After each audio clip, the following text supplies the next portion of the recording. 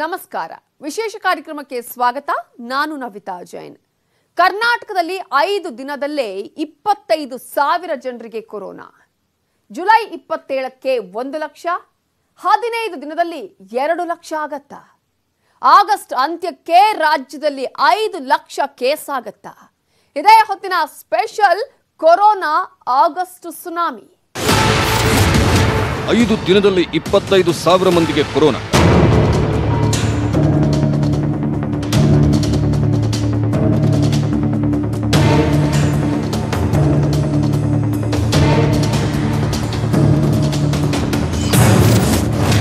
July 27ಕ್ಕೆ 1 ಲಕ್ಷವಾದ್ರೆ 15 ದಿನದಲ್ಲಿ 2 ಲಕ್ಷ ದಾಟುತ್ತಾ?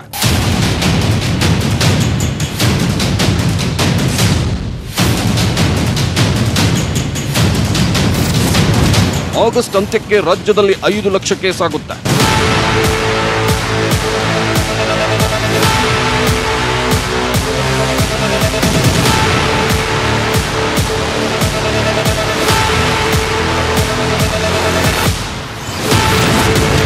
ಸಾವಿರ ಲೆಕ್ಕಕ್ಕಿಲ್ಲ, ಇನ್ನೂ ಲಕ್ಷ ಕೊರೋನಾ.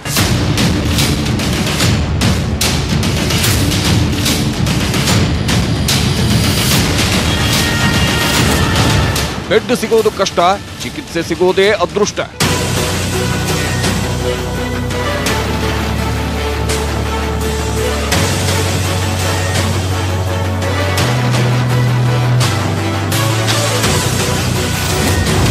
ಮೂರು ತಿಂಗಳು ಕರ್ನಾಟಕದಲ್ಲಿ ಏನಾಗುತ್ತೆ ಗೊತ್ತಾ?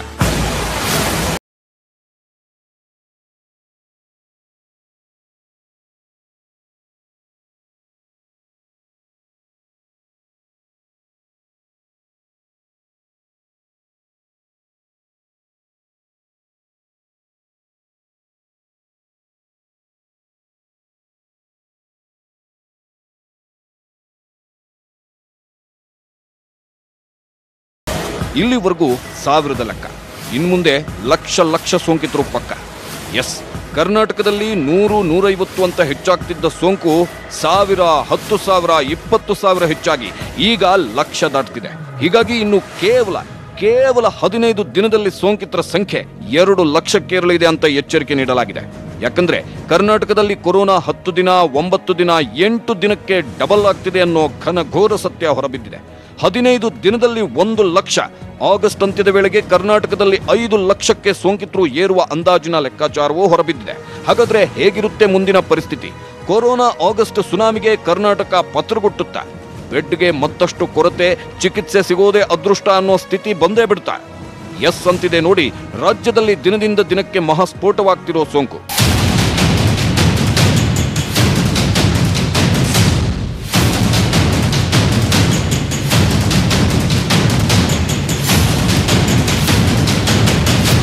ಕರ್ನಾಟಕದಲ್ಲಿ ದಿನಕ್ಕೆ 5,000ದಂತೆ ಕೊರೋನಾ ಸೋಂಕಿತರು ಪತ್ತೆ ಆಗ್ತಿದ್ದಾರೆ.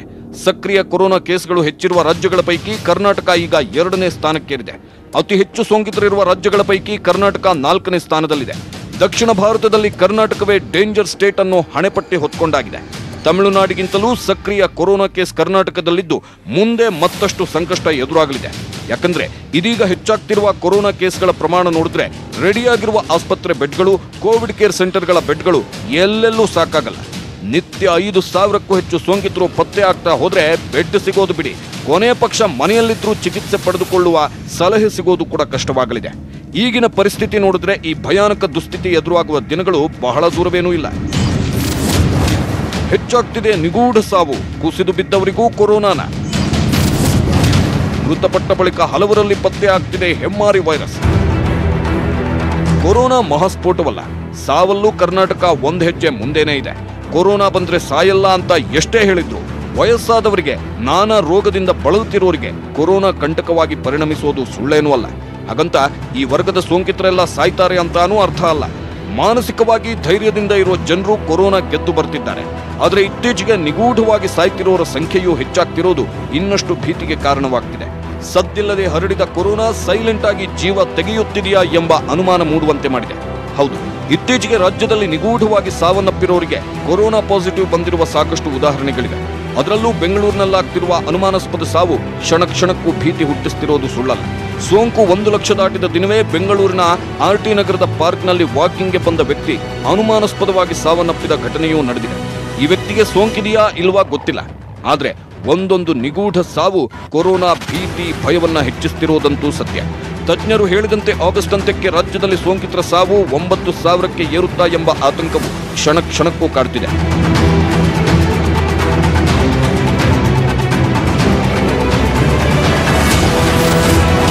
ಜುಲೈ 16ರವರೆಗೆ ರಾಜ್ಯದಲ್ಲಿ 51,422 ಕೇಸ್. 11 ದಿನದಲ್ಲಿ 48,000ಕ್ಕೂ ಹೆಚ್ಚು ಕೇಸ್ಗಳು ಪತ್ತೆ. ಎಸ್, ಕೇವಲ 11 ದಿನದಲ್ಲಿ 48,000ಕ್ಕೂ ಹೆಚ್ಚು ಕೊರೋನಾ ಕೇಸ್ಗಳು ರಾಜ್ಯದಲ್ಲಿ ಪತ್ತೆಯಾಗಿದೆ. ಕರ್ನಾಟಕದಲ್ಲಿ ಮಾರ್ಚ್ 9ಕ್ಕೆ ಮೊದಲ ಕೊರೋನಾ ಸೋಂಕು ಪತ್ತೆಯಾಗಿತ್ತು. ಇದಾದ ಬಳಿಕ ಮೇ 15ಕ್ಕೆ ಸೋಂಕಿತರ ಸಂಖ್ಯೆ 1056ಕ್ಕೆ ಏರಿದ್ರೆ ಜೂನ್ 6ರಂದು ಸೋಂಕಿತರ ಸಂಖ್ಯೆ 5,213ಕ್ಕೆ ಏರಿತು. ಜೂನ್ 24ರಂದು ಮೊದಲ 10,000 ಪ್ರಕರಣ ಅಂದ್ರೆ ಸೋಂಕಿತರ ಸಂಖ್ಯೆ 10,118ಕ್ಕೆ ಏರಿದ್ರೆ 6 ದಿನದಲ್ಲಿ ಅಂದ್ರೆ ಜೂನ್ 30ಕ್ಕೆ ಸೋಂಕಿತರ ಸಂಖ್ಯೆ 15,242ಕ್ಕೆ ಏರುವ ಮೂಲಕ ರಾಜ್ಯ ಅಪಾಯದಲ್ಲಿದೆ ಅನ್ನೋ ಅಲಾರಾಂ ಬಾರಿಸಿತು. ಆದ್ರೆ ಯಾವಾಗ ಜುಲೈಗೆ ಕಾಲಿಟ್ವೋ ಆ ಬಳಿಕ ವೈರಸ್ ಅಟ್ಟಹಾಸ ಅದೆಂಥ ಅಪಾಯಕಾರಿ ಮಟ್ಟಕ್ಕೆ ಏರ್ತು ಅನ್ನೋದನ್ನ ಹೇಳ್ತೀವಿ ನೋಡಿ. ಜುಲೈ 4ಕ್ಕೆ ರಾಜ್ಯದಲ್ಲಿ ಸೋಂಕಿತರ ಸಂಖ್ಯೆ 21,549ಕ್ಕೆ ಏರಿದ್ರೆ 2 ದಿನದಲ್ಲಿ 25,000 ದಾಟಿ ಬಿಡ್ತು ಸೋಂಕಿತರ ಸಂಖ್ಯೆ.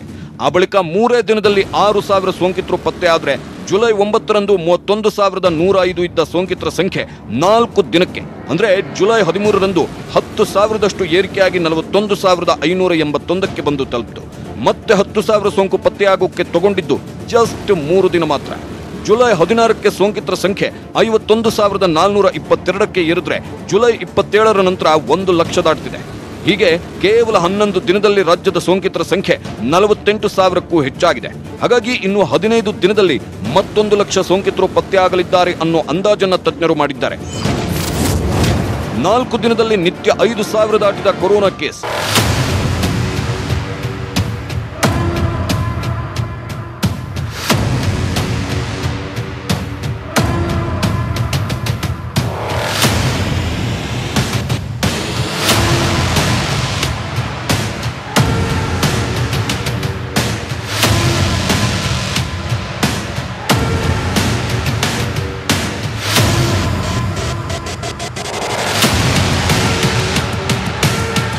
ಕೊರೋನಾ ಇನ್ನೂ 15 ದಿನಕ್ಕೆ ಮತ್ತೆ 1 ಲಕ್ಷ ಹೆಚ್ಚಾಗಿ ರಾಜ್ಯದ ಸೋಂಕಿತರ ಸಂಖ್ಯೆ 2 ಲಕ್ಷಕ್ಕೆ ಏರಬಹುದು ಅನ್ನೋ ಅಂದಾಜು ಮಾಡಿರುವುದಕ್ಕೂ ಕಾರಣವಿದೆ. ಅದೇನೆಂದ್ರೆ ಕಳೆದ 4 ದಿನ ಅಂದ್ರೆ ಜುಲೈ 23ರಿಂದ ಜುಲೈ 26ರವರೆಗೆ ನಿತ್ಯ 5,000ಕ್ಕೂ ಹೆಚ್ಚು ಪ್ರಕರಣಗಳು ಪತ್ತೆಯಾಗಿವೆ. ಜುಲೈ 23ರಂದು ರಾಜ್ಯದಲ್ಲಿ 5,030 ಕೊರೋನಾ ಕೇಸ್ ಪತ್ತೆಯಾಗಿದ್ರೆ ಜುಲೈ 24ರಂದು 5,007 ಕೇಸ್ಗಳು ಪತ್ತೆಯಾಗಿವೆ.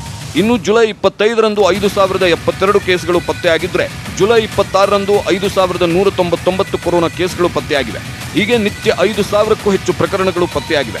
ಇಲ್ಲಿ ನೀವೊಂದು ವಿಚಾರ ನೆನಪಿನಲ್ಲಿ ಇಟ್ಟುಕೊಳ್ಳಬೇಕು.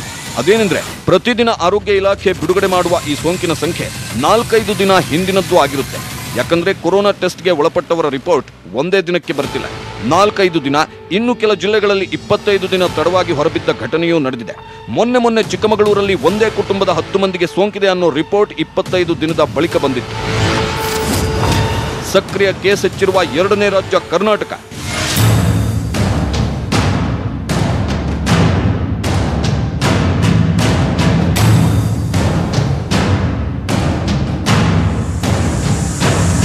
ಯಾವಾಗ ಸಕ್ರಿಯ ಕೊರೋನಾ ಕೇಸ್ಗಳ ನಂಬರ್ ಹೆಚ್ಚಾಗುತ್ತೋ ಆಗ ಸಂಕಷ್ಟ ಪಕ್ಕ.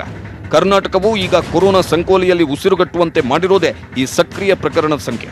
ಇಡೀ ದೇಶದಲ್ಲಿ ಈಗ ಕೊರೋನಾ ಸಕ್ರಿಯ ಪ್ರಕರಣಗಳ ಸಂಖ್ಯೆ ಅತಿ ಹೆಚ್ಚಾಗಿರೋದು ಮಹಾರಾಷ್ಟ್ರದಲ್ಲಿ. ಈ ರಾಜ್ಯದಲ್ಲಿ 1.45 ಲಕ್ಷ ಕೊರೋನಾ ಸಕ್ರಿಯ ಪ್ರಕರಣಗಳಿವೆ. ಇದಾದ ಬಳಿಕ 2ನೇ ಸ್ಥಾನದಲ್ಲಿರೋದೇ ಕರ್ನಾಟಕ. ಹೌದು, ನಮ್ಮ ರಾಜ್ಯದಲ್ಲಿ ಜುಲೈ 27ರವರೆಗೆ ಇದ್ದ ಸಕ್ರಿಯ ಪ್ರಕರಣಗಳ ಸಂಖ್ಯೆ 58,417. 3ನೇ ಸ್ಥಾನದಲ್ಲಿರುವ ಸಕ್ರಿಯ ಕೊರೋನಾ ಪ್ರಕರಣ ಹೆಚ್ಚಿರುವ ರಾಜ್ಯ ತಮಿಳುನಾಡು. ಇಲ್ಲಿ 53,703 ಕೊರೋನಾ ಸಕ್ರಿಯ ಪ್ರಕರಣಗಳಿವೆ. ನೋಡಿದ್ರಲ್ಲ, ಒಂದು ಕಾಲದಲ್ಲಿ ಸೇಫ್ ಆಗಿದ್ದ ಕರ್ನಾಟಕ ಈಗ ಅದೆಂಥ ಡೇಂಜರ್ ಝೋನ್ ನಲ್ಲಿದೆ ಅಂತ. ಹೀಗೆ ಕರ್ನಾಟಕದಲ್ಲಿ ಕೊರೋನಾ ಸೋಂಕು ಸ್ಫೋಟವಾಗ್ತಾ ಹೋದ್ರೆ ಮಹಾರಾಷ್ಟ್ರವನ್ನು ದಾಟಿ ಮುಂದೆ ಹೋಗೋ ದಿನಗಳು ಬಹಳ ದೂರವೇನಿಲ್ಲ. 100 ಮಂದಿಗೆ ಟೆಸ್ಟ್ ಮಾಡಿದ್ರೆ 14 ಮಂದಿಗೆ ಪಾಸಿಟಿವ್.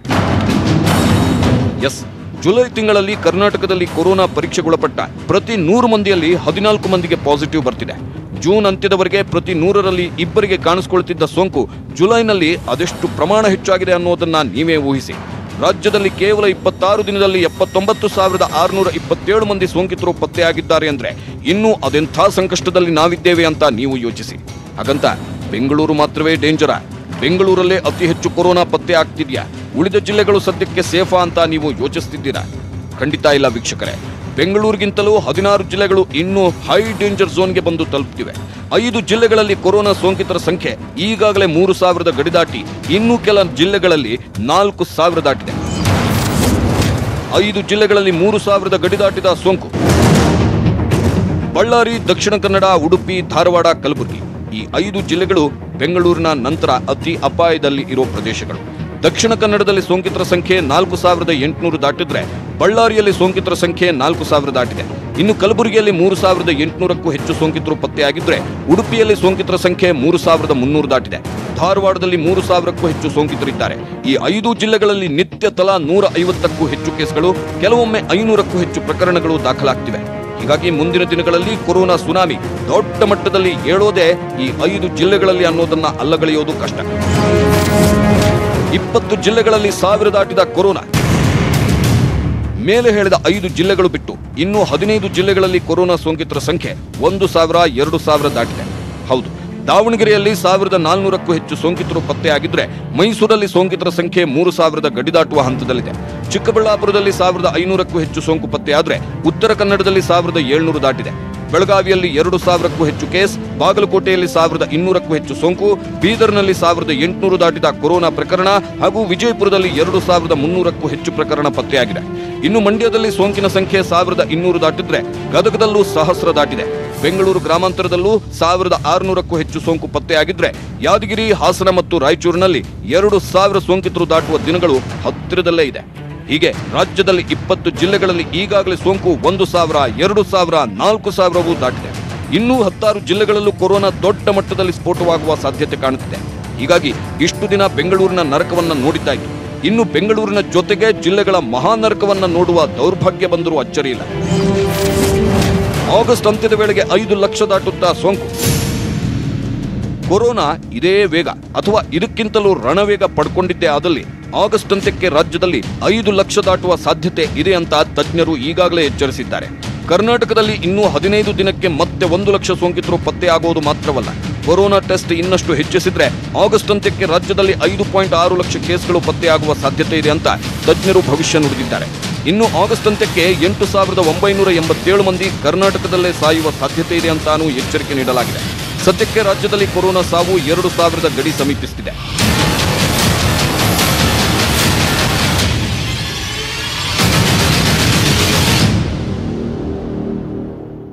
ಇದುವರೆಗೂ ಕರ್ನಾಟಕದಲ್ಲಿ ಕೊರೋನಾ ಸೋಂಕಿನ ವಿಚಾರಕ್ಕೆ ತಜ್ಞರು ಮಾಡಿದ ಲೆಕ್ಕಾಚಾರ ತಪ್ಪಿದ್ದೇ ಇಲ್ಲ.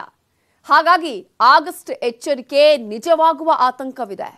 ಅಷ್ಟಕ್ಕೂ ಆಗಸ್ಟ್ನಲ್ಲಿ ಕೊರೋನಾ ಮತ್ತಷ್ಟು ಭೀಕರವಾಗೋಕೆ ಏನ್ ಕಾರಣ? ಪ್ರತಿಯೊಬ್ಬರೂ ತಮ್ಮ ಬಗ್ಗೆ ಅನುಮಾನ ಪಡುವಂತೆ ಮಾಡಿದ ಆ ಮಹಾ ಎಡವಟ್ಟಿನ ಸ್ಟೋರಿಯನ್ನ ನಾವು ನಿಮ್ಮ ಮುಂದಿಡ್ತೀವಿ ಚಿಕ್ಕ ಬ್ರೇಕ್ನ ನಂತರ.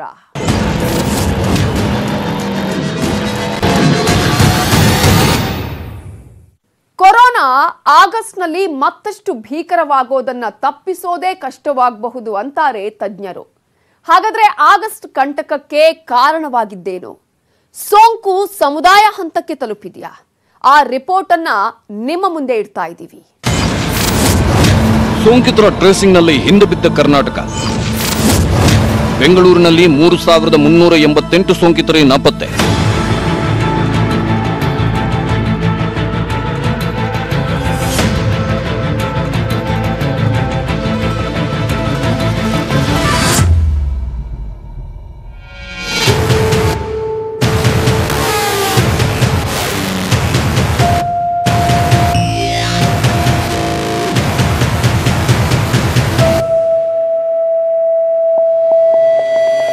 ಜುಲೈನಲ್ಲಿ ಕೊರೋನಾ ಹೆಚ್ಚಾಗ್ತಾ ಹೋದಂತೆ ಕೊರೋನಾ ನಿಯಂತ್ರಣ ಮಾಡುವಲ್ಲೂ ಸರ್ಕಾರ ಮತ್ತು ಬಿಬಿಎಂಪಿ ವಿಫಲವಾಗಿದೆ. ಬೆಂಗಳೂರಿನಲ್ಲಿ ಈಗ ಸೋಂಕಿತರ ಸಂಖ್ಯೆ 45,000 ದಾಟಿದೆ. 34,000ಕ್ಕೂ ಹೆಚ್ಚು ಸಕ್ರಿಯ ಪ್ರಕರಣಗಳು ಬೆಂಗಳೂರಿನಲ್ಲಿದೆ. ಈ ಮಧ್ಯೆ ಬೆಂಗಳೂರಿನಲ್ಲಿ ಪಾಸಿಟಿವ್ ಬಂದಿರುವ 3,388 ಮಂದಿ ಸೋಂಕಿತರೆ ಎಸ್ಕೇಪ್ ಆಗಿದ್ದಾರೆ. ಈ 3,388 ಸೋಂಕಿತರು ಎಲ್ಲಿದ್ದಾರೆ, ಹೇಗಿದ್ದಾರೆ, ಎಲ್ಲೆಲ್ಲಿ ಓಡಾಡುತ್ತಿದ್ದಾರೆ, ಯಾವ ಊರು ಯಾವ ಹಳ್ಳಿಯಲ್ಲಿ ಹೋಗಿ ಸೇರ್ಕೊಂಡಿದ್ದಾರೆ ಅನ್ನೋದೇ ಗೊತ್ತಿಲ್ಲ. ಅಸಲಿಗೆ ಪಾಸಿಟಿವ್ ಬಂದ ಈ 3,388 ಸೋಂಕಿತರು ಯಾರು ಅಂತಾನೆ ಪತ್ತೆ ಹಚ್ಚೋಕೆ ಆಗದೆ ಪರಿತಪಿಸುತ್ತಿದೆ ಬಿಬಿಎಂಪಿ. ಹಾಗಾಗಿ ಈಗ ತಪ್ಪಿಸಿಕೊಂಡ 3,388 ಸೋಂಕಿತರು ಅದೆಷ್ಟು ಮಂದಿಗೆ ಈಗಾಗಲೇ ನಿಗೂಢವಾಗಿ ಸೋಂಕು ಹರಡುತ್ತಾ ಹೋಗಿದ್ದಾರೋ ಗೊತ್ತಿಲ್ಲ. ಯಾವ್ಯಾವ ಗಲ್ಲಿ ಸುತ್ತಾಡುತ್ತಿದ್ದಾರೋ ಗೊತ್ತಿಲ್ಲ. ಯಾವ ಹಳ್ಳಿಯಲ್ಲಿ ವೈರಸ್ ಬಿತ್ತುತ್ತಿದ್ದಾರೋ ಅದೂ ತಿಳಿದಿಲ್ಲ. ಹೀಗಾಗಿ ಇನ್ನೂ ಕೆಲ ದಿನಗಳಲ್ಲಿ ಡಬಲ್ ಅಲ್ಲ, ರಾಜ್ಯದ ಸೋಂಕಿನ ಸಂಖ್ಯೆ ತ್ರಿಬಲ್ ಆದರೂ ಅಚ್ಚರಿ ಏನಿಲ್ಲ. ಪ್ರಾಥಮಿಕ ಸಂಪರ್ಕಿತರನ್ನ ಪತ್ತೆ ಮಾಡುವಲ್ಲಿ ವಿಫಲ. ಆಗಸ್ಟ್ನಲ್ಲಿ ಕರ್ನಾಟಕಕ್ಕೆ ಕಾದಿದೆಯಾ ಬಿಗ್ ಶಾಕ್? ಕರ್ನಾಟಕದಲ್ಲಿ ಆಗಸ್ಟ್ನಲ್ಲಿ ಕೊರೋನಾ ಸೋಂಕು ಸ್ಫೋಟಕ್ಕೆ ಬಿಬಿಎಂಪಿ ಮತ್ತು ಸರ್ಕಾರದ ಎಡವಟ್ಟೇ ಕಾರಣವಾಗಲಿದೆ ಅಂತ ತಜ್ಞರು ಎಚ್ಚರಿಸಿದ್ದಾರೆ. ಹೀಗೊಂದು ಆರೋಪ ಮಾಡುವುದಕ್ಕೂ ಕಾರಣವಿದೆ. ಕೊರೋನಾ ಸೋಂಕು ಹೆಚ್ಚಾಗ್ತಿದ್ದಂತೆ ಬೆಂಗಳೂರಿನಲ್ಲಿ ಪ್ರಾಥಮಿಕ ಸಂಪರ್ಕಿತರನ್ನ ಪತ್ತೆ ಮಾಡುವಲ್ಲಿ ಬಿಬಿಎಂಪಿ ವಿಫಲವಾಗಿದೆ. ಸೋಂಕಿತರ ಕಡಿಮೆ ಟ್ರೇಸಿಂಗ್ನಿಂದ ವೈರಸ್ ಸಾಕಷ್ಟು ಕಡೆ ಈಗಾಗಲೇ ಹರಡಿರುವ ಸಾಧ್ಯತೆ ಇದೆ. ರಾಜ್ಯದಲ್ಲಿ ಕೊರೋನಾ ಟ್ರೇಸಿಂಗ್ ಪ್ರಮಾಣ ಅತಿ ಕನಿಷ್ಠ ಅಂದ್ರೆ 6% 7ಕ್ಕೆ ಇಳಿದಿದೆ. ಇದಕ್ಕೆ ಕಾರಣ ಜನರು ಇನ್ನೂ ಎಚ್ಚೆತ್ತುಕೊಳ್ಳದೆ ಇರೋದು ಮತ್ತು ಬೇಕಾಬಿಟ್ಟಿ ಅಡ್ಡಾಡುವುದು.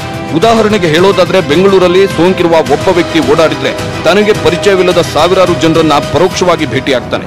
ಸೋಂಕು ಪತ್ತೆಯಾದ ಬಳಿಕ ಹೀಗೆ ಅಡ್ಡಾಡಿದ ವ್ಯಕ್ತಿ ಹೆಚ್ಚಂದ್ರೆ ಕುಟುಂಬಸ್ಥರು, ಅಕ್ಕಪಕ್ಕದ ಮನೆಯವರ ಹೆಸರು ಹೇಳಬಹುದು. ಆದ್ರೆ ಆತ ಹೊರಗೆ ಕಾಲಿಟ್ಟಾಗ ಅದೆಷ್ಟು ಅಪರಿಚಿತರ ಸಂಪರ್ಕಕ್ಕೆ ಬಂದಿರ್ತಾನೆ ಅಂತ ಆತನಿಗೂ ತಿಳಿದಿರಲ್ಲ. ಯಾವ ಅಂಗಡಿ, ಯಾವ ಎಟಿಎಂ, ಯಾವ ದಿನಸಿ, ಯಾವ ತರಕಾರಿ ಮಂಡಿ, ಹೀಗೆ ಅದೆಲ್ಲೆಲ್ಲಿ ಹೋಗಿರ್ತಾನೋ, ಅದು ಯಾವ ವಸ್ತುಗಳನ್ನ ಮುಟ್ಟಿರ್ತಾನೋ, ಆತ ಮುಟ್ಟಿದ ವಸ್ತುವನ್ನ ಇನ್ಯಾರು ಬಂದು ಟಚ್ ಮಾಡಿರ್ತಾರೋ, ಇದನ್ನೆಲ್ಲ ಪತ್ತೆ ಹಚ್ಚೋದು ಸುಲಭವಲ್ಲ. ಇದೇ ಕಾರಣದಿಂದ ಈಗ ಬೆಂಗಳೂರು ಮತ್ತು ನಾನಾ ಜಿಲ್ಲೆಯ ನಗರಗಳಲ್ಲಿ ಸೋಂಕಿತರ ಪ್ರಾಥಮಿಕ ಸಂಪರ್ಕಿತರ ಪತ್ತೆ ಮಾಡೋದು ಕಷ್ಟವಾಗಿದೆ. ಹೀಗಾಗಿ ಆಗಸ್ಟ್ನಲ್ಲಿ ಕೊರೋನಾ ಮತ್ತಷ್ಟು ಭೀಕರವಾಗಲಿದೆ ಅಂತ ತಜ್ಞರು ಎಚ್ಚರಿಸಿದ್ದಾರೆ. ಸಿದ್ಧತೆ ಮಾಡಿಕೊಳ್ಳಲು ಆಗ್ರಹಿಸಿದ್ದಾರೆ. ಆದ್ರೆ ಈಗಲೇ ಬೆಡ್ ಸಿಗೋದು ಕಷ್ಟ. ಇನ್ನೂ ಹೆಚ್ಚಾದ್ರೆ ಅದೆಂಥ ನರಕ ಬರುತ್ತೋ ಗೊತ್ತಿಲ್ಲ.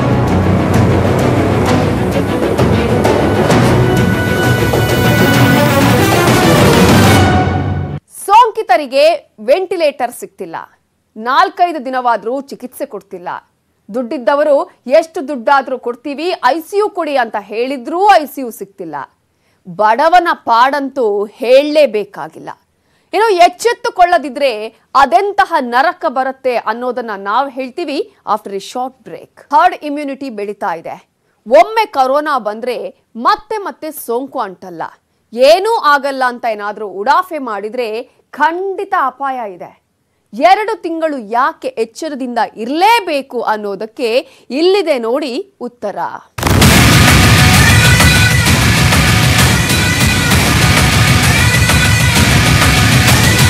ಯಾವ ಹಾಸ್ಪಿಟಲ್ ಫೋನ್ ಮಾಡಿದ್ರೆ ಗಾಡಿ ಬರ್ತಾ ಇಲ್ಲ. ಕೊರೋನಾ ಬಗ್ಗೆ ಭಯಪಡಿಸೋಕೆ ಇದನ್ನೆಲ್ಲ ಹೇಳ್ತಾ ಇದ್ದೀವಿ ಅಂತ ಮೂಗು ಮುರಿಯೋ ಮೊದಲು ಒಂದಷ್ಟು ಸತ್ಯಗಳನ್ನ ನೀವು ತಿಳ್ಕೊಳ್ಳೇಬೇಕಾಗಿದೆ. ನಿಜ, ವೈರಸ್ ಅಂಟಿದ್ರೆ ಎಲ್ಲರೂ ಸಾಯಲ್ಲ. ವಯಸ್ಸಾದವರು, ನಾನಾ ರೋಗದಿಂದ ನರಳುವವರಿಗೆ ಸಂಕಷ್ಟ ಎದುರಾಗುತ್ತೆ ಅನ್ನೋದು ನಿಜವೇ ಆದ್ರೂ ಆರೋಗ್ಯವಂತರಿಗೂ ಕೆಲವೊಮ್ಮೆ ಗಂಭೀರವಾಗುವ ಸಾಧ್ಯತೆಗಳು ಇಲ್ಲದಿಲ್ಲ. ಇನ್ನು ಕೊರೋನಾ ಬಂದ್ರೆ ಚಿಕಿತ್ಸೆ ಸಿಗದೆಯೂ ಕೆಲವರು ಚೇತರಿಸಿಕೊಳ್ಳಬಹುದು ನಿಜ. ಆದ್ರೆ ಹರ್ಡ್ ಇಮ್ಯುನಿಟಿ ಬೆಳೆಯುತ್ತಿದೆ, ಇನ್ಯಾಕೆ ಭಯ ಅಂತ ಬೇಕಾಬಿಟ್ಟಿ ಓಡಾಡಿದ್ರೆ ಕಂಟಕ ತಪ್ಪಿದ್ದಲ್ಲ. ಸೋಂಕು ಬಂದು ಗುಣಮುಖರಾದವರು ಮತ್ತೊಮ್ಮೆ ಸೋಂಕು ಬರಲ್ಲ ಅಂತ ಉಡಾಫೆ ಮಾಡಿದ್ರೂ ಅಪಾಯ ಎದುರಾಗಬಹುದು. ಗುಣಮುಖರಾದವರ ದೇಹದಲ್ಲಿ 3 ತಿಂಗಳ ನಂತರ ಕೊರೋನಾ ವಿರುದ್ಧ ಹೋರಾಡುವ ಪ್ರತಿಕಾಯ ನಾಶವಾಗುತ್ತಿರುವ ಸತ್ಯ ಇಂಗ್ಲೆಂಡ್ ಮತ್ತು ಮುಂಬೈ ತಜ್ಞರ ಸಂಶೋಧನೆಯಲ್ಲಿ ಬಹಿರಂಗವಾಗಿದೆ. ಹಾಗಾಗಿ ಒಮ್ಮೆ ಬಚಾವಾದವರು 2ನೇ ಬಾರಿ ಸಂಕಷ್ಟಕ್ಕೂ ತುತ್ತಾಗಬಹುದು. ಹೀಗಾಗಿ ಎಲ್ಲರೂ ಎಚ್ಚರಿಕೆ ವಹಿಸಲೇಬೇಕಾಗಿದೆ. ಇನ್ನು ಬೆಂಗಳೂರಲ್ಲಿ ಈಗಾಗಲೇ ವೆಂಟಿಲೇಟರ್ ಸಿಗದೆ ಸೋಂಕಿತರು ಸಾಯುವ ಘಟನೆ ನಿತ್ಯ ವರದಿಯಾಗ್ತಿದೆ. ಐಸಿಯುಗಾಗಿ ರೋಗಿಗಳು ಪರಿತಪಿಸುವ ಘಟನೆಗಳು ನಡೆಯುತ್ತಿದೆ. ಜಿಲ್ಲೆಗಳಲ್ಲಿ ಕೊರೋನಾ ಗಂಭೀರ ಸೋಂಕಿತರ ಸಂಖ್ಯೆ ಹೆಚ್ಚಾದ್ರೆ ವೆಂಟಿಲೇಟರ್, ಐಸಿಯು ಸಿಗದೆ ಮತ್ತಷ್ಟು ದುರ್ಘಟನೆ ನಡೆಯುವ ಸಾಧ್ಯತೆ ಇದೆ. ಇನ್ನು ನಿತ್ಯ 5,000ಕ್ಕೂ ಹೆಚ್ಚು ಕೇಸ್ ಪತ್ತೆ ಆದ್ರೆ ಬೆಡ್ ಸಿಗೋದು ಅದೃಷ್ಟ ಅನ್ನೋ ಪರಿಸ್ಥಿತಿ ಬರಬಹುದು. ಹೀಗೆ ನಾನಾ ಸಂಕಷ್ಟಗಳು ಎದುರಾಗುವ ಸಾಧ್ಯತೆ ಇದೆ. ಹಾಗಾಗಿ ಇನ್ನೂ ಅಟ್ಲೀಸ್ಟ್ 2 ತಿಂಗಳು ಪ್ರತಿಯೊಬ್ಬರು ತಮ್ಮ ಆರೋಗ್ಯವನ್ನು ರಕ್ಷಿಸಿಕೊಳ್ಳಲು ಕಟ್ಟೆಚ್ಚರ ವಹಿಸದೇ ಇದ್ರೆ ಕರ್ನಾಟಕಕ್ಕೆ ಭಾರಿ ಸಂಕಷ್ಟ ತಪ್ಪಿದ್ದಲ್ಲ.